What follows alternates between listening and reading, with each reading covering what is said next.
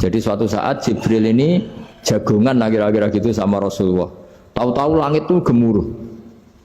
Karena langit gemuruh kata Jibril terus semuanya ngangkat kepala ke langit. Ini pintu langit baru ini dibuka. Yang sebelumnya tidak pernah dibuka seperti ini. Turunlah malaikat. Yang malaikat ini pun malaikat spesial yang nggak malaikat murahan lah kira-kira gitu. Yang nggak pernah turun ke bumi kecuali juga saat itu. Dengan penyambutan yang luar biasa, dengan semuanya tidak pernah terjadi. Hanya karena bahas surat Fatihah. Saya baca tentang Fatihah ya, karena sampean pasti sering baca Fatihah. Supaya sekaligus jadi jimat lah gitu. Jadi kalau kamu sering di jalan-jalan yang mungkin sepi atau mungkin kan tidak semua teman Grab itu nasibnya bagus yang di Semarang Jogja. Mungkin yang di Kalimantan di Papua kan ada yang 10 kilo gak ketemu rumah, ya kan? Yang lihat di TV-TV itu kan kasihan kan.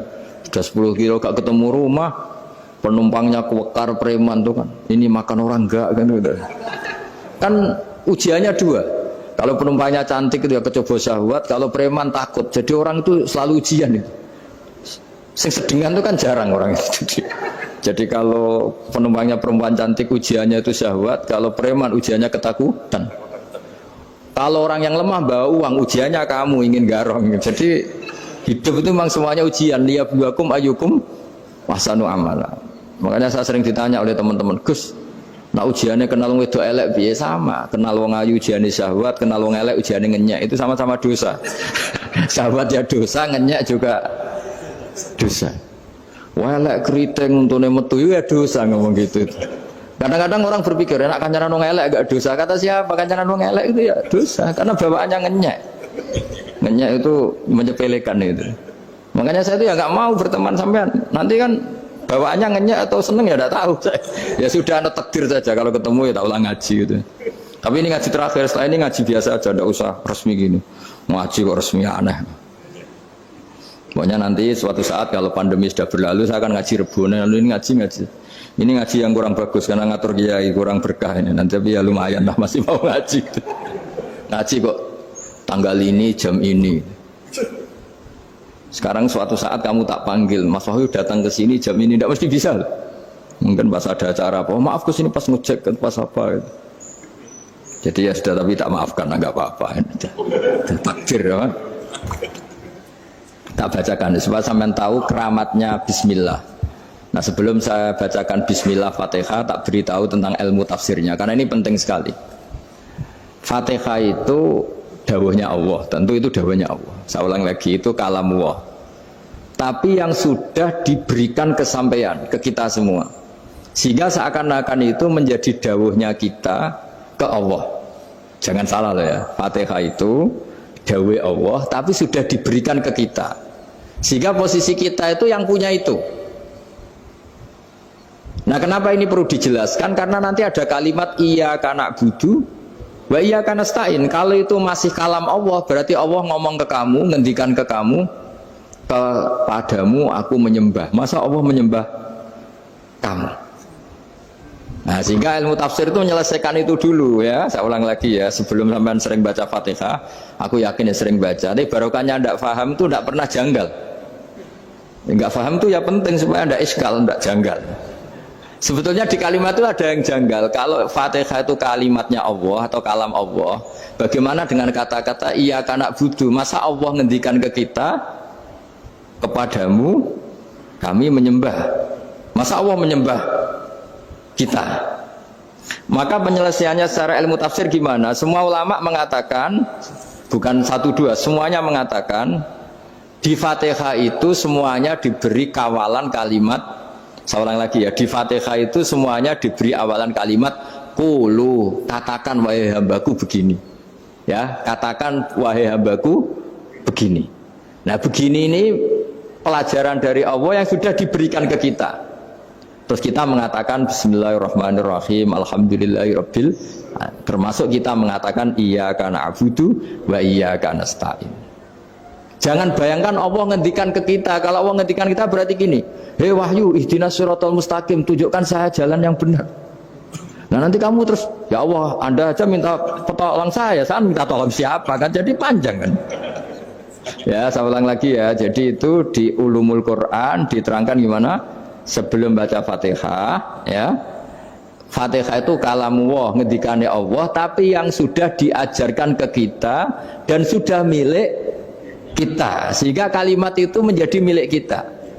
Tapi ya kalamullah, tetap kalamullah, tapi sudah menjadi milik kita. Udah paham ya?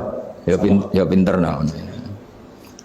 Ya, karena kalau tanpa penjelasan seperti ini, Anda akan iskal. Bagaimana Allah, iskal itu janggal, bagaimana Allah mengatakan iya anak budu. Kan jadi aneh ya? Ya, jadi tak jelaskan secara ilmiah ya. Jadi kata ulama-ulama tafsir, ayat-ayat Quran seperti ini sebetulnya dimulai dari kulu apa? Meskipun nggak dilafatkan. Itu kan sama dengan kul huwallahu ahad Muhammad, katakan kalau Tuhan itu satu. Ya namanya Quran itu kan kalam Allah, membina nabinya, membina umatnya. Makanya dikatakan atau enggak, di sini tersembunyi kata kulu, katakan. Ya, jadi ya ibarat apa itu? Kamu ngajari anak kamu lah, le, panggil jenengan bapak kulo. Itu maksudnya anak itu, kalimat itu kalimat kamu, tapi kamu ajarkan ke anak kamu. Terus anak kamu bilang, Pak jenengan bapak kulo. Nah, ketika kamu mengatakan jenengan, bukan kamu mengatakan jenengan anakku, berarti anakmu itu bapakmu, kan lucu kan? Anak kamu ajari jenengan bapak kulo, kamu engkau bapak saya. Terus anak kamu mengulang jenengan atau kamu bapak saya. Berarti itu kalimat yang kamu ajarkan, tapi sekarang sudah milik anak kamu. Kalau itu kalimat kamu kan lucu, masa anak kamu bilang bapak? Nah itu seperti itu. Jadi ulama memberi solusi atau jawaban iya karena abudu. Iya itu sebelumnya ada kata-kata kulu, katakan wahai hambaku, hubungan kamu dengan saya adalah katakan iya karena abudu wa iya karena nasta'in. Terus hubungan kamu dengan saya katakan juga dalam doamu ihdinas siratal mustaqim. Jelas ya, jadi itu kalam Allah yang sudah milik kita karena diajarkan Allah untuk kita. Dong ya? Ya udah dong ya, gak jelas gak. Tapi bagus, gak jelas itu bagus. Kalau kamu jelas gak jadi dikrem, jadi gubernur. Min azimi fadliha kasratu asma'iha wa fadail ukhra. Ini cerita dramatisnya surat Al-Fatihah. Qala Abu Hurairah radhiyallahu anhu inna iblisa ranna khina unzilat Al-Fatihah. Jadi iblis itu begitu kesakitan. Ini kitab Abu Abul Farad karangannya Syekh Muhammad Alawi, juga kutipan dari beberapa kitab. Yang jelas beliau sendiri juga ngutip dari beberapa riwayat di beberapa hadis. Halaman 1, 2, 3. Ketika Fatihah turun itu iblis kesakitan. Kayak orang sakit gigi lah, tersiksa sisanya karena turunnya surat apa? Al-Fatihah. Artinya kalau Anda baca Fatihah dijiwai, maka Anda melemahkan setan, melemahkan iblis. Wa qala Mujahid, khina unzilat Fatihatul kitab ronna fastama indahu asyayatin. Jadi ketika Fatihah itu turun, iblis itu terkapar lah kira-kira, sampai dijenguk banyak setan. Itu mana di ICU lah kira-kira gitu kalau sekarang itu. Entah Covid entah enggak tahu, pokoknya di ICU sampai dijenguk banyak setan. Enggak tahu bawa apa enggak tahu, pokoknya dijenguk banyak setan. Nah, nyangoni karena ini apa? Ketuanya apa? Pingsan, sakit. Jadi iblis itu sakit sampai dijenguk anak buahnya setan-setan. Ya, semoga kalian semua tidak kenal setan. Kalau kenal berarti teman, apa?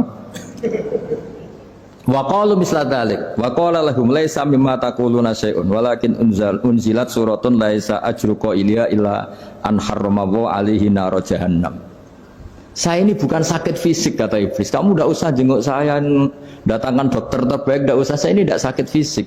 Saya ini sakit karena ada surat yang diturunkan, yang pahala yang melafatkan surat itu pasti selamat dari neraka. Padahal misi terbesar saya ini supaya manusia masuk neraka. Sekarang punya tamengnya. Mulai pusing kan? Ya seperti orang lah, goda sampean ternyata sampean setia, itu kan pusing. Nah ternyata tidak setia, itu yang akhirnya ribet kan itu. Jadi iblis itu cita-cita terbesarnya kan semua orang itu masuk neraka. Nah sekarang turun satu surat yang gara-gara surat itu siapapun yang baca dijamin selamat dari neraka. Dadi walakin unzilat suratun laisa ajru qailiha illa an harramallahu alaihi nar jahannam. Karena jadi dia shock lah kalau orang di Jawa itu bilang shock. Aduh, sial nasib saya ini umat nggak bisa saya goda lagi karena punya tamengnya tadi punya. Qad batala kaidukum wa makrukum. Rekayasa kalian sekarang itu tidak ada gunanya semua. Nah, ini alhamdulillah di Indonesia kelihatan kan banyak yang miskin, banyak yang susah. Tapi selagi mereka masih sholat, tuh keinginan mencari halal itu masih tinggi. Kayak apa kita di tengah kota, jauh dari anak istri, jauh dari tetangga. Biasanya kalau orang jauh dari anak istri, tetangga kan sakar PDW. Tapi yang soleh masih banyak, sudah jauh dari keluarga tetap lurus. Loh, kalau yang dekat lurus kan wajar, konangan wong akeh kan. Ini sudah jauh masih lurus. Nah ini nggak lepas dari barokahnya surat apa? Surat Fatihah tadi. Jadi karena ada surat yang menjamin pelafalnya atau qailiha terbebas dari api neraka. Wa qalat as-sayatinu lahu is ayyusai'in ta'muruna ya maulana. Faqala lahum idhabu wajtahidu hatta tukhfilu qulubahum hatta la yaqulu hadhihi surah. Lalu kita gimana? Jari para setan gitu. Lalu kita gimana? Terus kata iblis, sudah bikin mereka lupa sehingga tidak baca lagi. Selagi masih baca kita pasti keok. Jadi kalau sampean sudah jarang baca Fatihah itu berarti sudah bagian dari kemenangan apa? Iblis. Jadi kalau sampean sudah jarang baca Fatihah itu berarti bagian dari kekalahan Anda, kemenangan iblis. Masih sering baca? Berapa kali? 5 kali sholat. Terus apa lagi? Ya, kalau ngajarin anak-anak mau itu juga saya doa itu juga Kok 5 kali tok itu? Berarti pas sholat fardu tok itu? Enggak 5 kali itu mendingan itu 17. Kamu itu ngitungnya jangan 5 ini. 5 waktu saja. 5 waktu itu berarti lumayan kan? Berapa? 17 ya? Ya. 17 ya? Ya. 17, tapi kalau makmum tuh sering separuh kan, apalagi makmum terawih. Ya kan? Makmum terawih itu bacanya Fatihah ada yang sempurna enggak ya? Ya enggak lah. Baru alhamdulillah rabbil alamin mampu ruko ikut ruko gitu. Makmum kan yang terawih lah. Kalau terawih jarang sempurna ya. Fatihahnya itu. Kan imam sudah ruko. Kamu bacanya Fatihah sampai mana tuh? Baru setengah ya. Ya paling pas terawih aja kan enggak sempurna ya. Apalagi kalau imamnya sing kilat tuh waduh malah.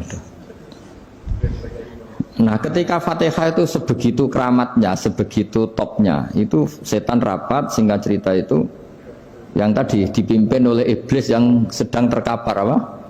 Terus tadi obatnya nggak ada, cuma dia shock karena ada surat yang turun yang melafatkan itu pasti selamat dari apa? Neraka. Nah ini gimana saran Anda? Terus sarannya adalah bikin orang-orang itu lupa, tidak baca Fatihah. Nah ini rapatnya iblis. Idhabu wajtahidu hatta tufilu qulubahum hatta la yaqulu hadhihi surah. Kala yuksiru qira'ataha wa la yakunu lahum ajrun wa thawabun bal yakunu lahum adzabun wa iqabun. Jadi saya mohon selama ini Anda sudah baca, tapi mungkin hanya rutin saja. Napa rutin saja? Jadi barokahnya ngaji ini kamu punya kekuatan atau punya semangat membaca karena ini surat yang luar biasa. Ibarat gini, kalau sampean tanya, saya juga sering mikir. Masa Gus hanya surat kok punya kekuatan seperti itu? Di dunia ini kata Allah, mulai Nabi Adam sampai kiamat, nggak ada yang bisa menandingi kekuatan kalimah. Kalimah itu kata-kata. Nggak ada yang bisa menandingi kata-kata. Misalnya Anda nge-grab, berangkat istri cuek, berangkat cuek. Itu beda dengan ketika meskipun satu kalimat. Wes Pak, muga-muga dilindungi pangeran, mungkin jenengan selamat. Itu menjadi teduh dan semangatnya luar biasa karena kayak mendapat support. Jadi kira-kira kalimat itu hubungannya kita dengan Allah, Fatihah itu seperti itu. Kamu melafadzkan satu kata-kata yang dibenarkan langit bumi, dibenarkan aras, dibenarkan malaikat, dibenarkan semua penghuni di dunia ini. Sehingga itu efeknya luar biasa. Itu seperti gini ya, kamu cerai sama istri, terus nikah lagi katut babon. 10 tahun anak kamu dididik, ibunya benci kamu. Dan memang Anda layak dibenci. Dididik. Dan sampai nggak pernah manggil kamu Pak. Suatu saat Kamu tentu rindu kan ingin dipanggil bapak oleh anak kamu. Suatu saat anak ini manggil kamu Pak E. Itu senengnya bukan main, hanya sebuah kata-kata. Makanya kadang-kadang orang itu tanya sama kiai, ijazah lafadz ini gunanya apa sih? Itu ijazah-ijazah itu untaian kata-kata. Yang kata-kata ini dibenarkan langit dan bumi dan aras dan para malaikat, sehingga efeknya itu luar. Nah ibarat seperti itulah. Kamu melafadzkan Fatihah itu melafadzkan kata-kata yang dibenarkan Allah dan Rasul dan semua malaikat, semua penghuni langit. Maka ini efeknya pasti luar. Nah di sini lah orang-orang dulu itu tahu keramatnya itu, sehingga ketika melawan Belanda, melawan Jepang dulu itu kalimat-kalimat itu menjadi mantra yang luar biasa. Doa lah, doa yang luar biasa. Tapi di era modern karena orang sudah tidak ngerti itu, dianggap itu mantra, jimat, khurafat, bid'ah, waduh ribet menemal. Sebetulnya tidak seperti itu. Memang kata-kata ini kekuatannya luar biasa. Sama kesakitan hati kamu juga karena itu. Ngojek wangilan. Lha apa di bojo kok kowe gagah tok kere. Wah, iku seling terus. Padahal kalimat itu kan tidak melukai secara fisik, tapi apa kerjanya sesuk sarasa-sarasa. Karena terus dengan pengadilan seperti itu kan, ngapain kerja demi perempuan yang seperti ini? Lagi-lagi kata-kata ini luar. Nah bayangkan kalau kata-kata itu adalah kalimat yang diajarkan Allah lewat Rasulnya, lewat malaikat Jibril. Kayak apa kekuatannya itu? Nah kira-kira Fatihah itu gitu. Kalimat yang baik, kalimatan thayyibah diajarkan oleh Allah dan Rasul. Kayak apa kira-kira kekuatannya? Pasti luar biasa. Wong support yang dikatakan istri kita, anak kita aja luar biasa, apalagi ini support yang diajarkan Allah dan Rasul. Ya makanya saya mohon kalau baca Fatihah, baca kalimat-kalimat thayyibah ketika sholat itu dijiwai. Ya misalnya Rabbana lakal hamdu mil'us samawati wa mil'ul ardi wa mil'u ma syi'ta min syai'im. Engkau zat yang layak dipuji, dan pujian ini memenuhi langit dan bumi. Karena kita tahu nggak ada sejengkal di alam raya ini kecuali di situ ada rahmat Allah. Misalnya kamu bisa lewat sampai rumah saya, kamu mungkin anggap biasa saja. Coba kalau ngalami likuifaksi, tahu-tahu bumi ini ambles, bisa ngelewati yang likuifaksi itu luar. Tanyakan orang pernah ngalami likuifaksi di Sulawesi, itu melihat bumi bisa diinjak nggak ambles itu, wah luar. Zaman nggak ngalami itu sehingga lewat bumi ya biasa aja. Coba kalau ngalami seperti tidur, biasa aja. Coba kalau ada gempa, bahwa bumi tenang ini sudah nikmat yang luar biasa. Masa kamu ngaku nikmat nunggu digituin? Ya kan? Nah, makanya baca Fatihah dijiwai lah, bahwa ini kalimat yang luar biasa. Nah, saya teruskan ya. Warwa Muslimun fi sahihihi an Ibnu Abbas radhiyallahu anhuma annahu qala bainama Jibril alaihi salam qaidun dan Nabi sami'a naqidan min fawqih. Farofa ar-ra'sahu faqala hadha babun minas sama futihal yawma lam yuftah qaddu ilal yawm fanazala minhu malakun faqala hadha malakun nazza ilal ardi wa lam yanzil qaddu ilal yawma fasallim waqal abshir binuraini qad utitahuma lam yu'tahuma nabiyyun qablak fatihatul kitab wa khawatimu suratil baqarah. Jadi suatu saat Jibril ini jagongan kira-kira gitu sama Rasulullah, tahu-tahu langit itu gemuruh. Karena langit gemuruh, kata Jibril, terus semuanya ngangkat kepala ke langit. Ini pintu langit baru ini dibuka, yang sebelumnya tidak pernah dibuka seperti ini. Turunlah malaikat, yang malaikat ini pun malaikat spesial, yang nggak malaikat murahan kira-kira gitu, yang nggak pernah turun ke bumi kecuali juga saat itu. Dengan penyambutan yang luar biasa, dengan semuanya tidak pernah terjadi. Hanya karena bahas surat Fatihah. Jadi ini surat yang luar biasa, pengawalannya lewat malaikat yang spesial, nggak pernah turun di bumi kecuali saat itu. Penyambutannya juga nggak pernah seperti itu, baru seperti itu. Jadi semuanya itu spesial. Nah, kenapa ini spesial? Karena di situ ada isi puja-puji kepada Allah Subhanahu wa Ta'ala. Ada ikrar kita, alhamdulillahirabbil alamin, arrahmanir rahim. Ikrar ini penting. Kalau contoh paling gampang gitulah. Kamu punya istri selama ini cerewet terus. Suatu saat ngomong, Pak, tak angen-angen rono wong lanang koyo sampeyan. Itu langsung tidak ada lelaki sebaik engkau. Itu sama senengnya, masya Allah. Karena ada ikrar dari seorang istri ke kamu. Nah, bayangkan kalau ikrar kita sebagai hamba diakui oleh Allah Subhanahu maka ikrar ini akan dicatat sebagai kebaikan kita yang kita panen nanti di akhirat. Karena ada ikrar. Kita ikrar bahwa alhamdulillah rabbil alamin, kita ikrar ar-rahmanir rahim, kita ikrar maliki yaumiddin, kita ikrar iyyaka na'budu wa iyyaka nasta'in. Sampean misalnya jadi orang Indonesia, ketemu orang Indonesia yang makmur di Jerman, terus lupa Indonesia. Kamu orang Indonesia, enggak, saya enggak orang Indonesia. Mangkel gak kira-kira? Mangkel. Karena salah ikrar kan gitu. Ya jadi saya mohon jangan anggap kalimat itu hal yang biasa, tapi luar biasa. Nggih, ngoten mawon. Assalamualaikum warahmatullahi wabarakatuh.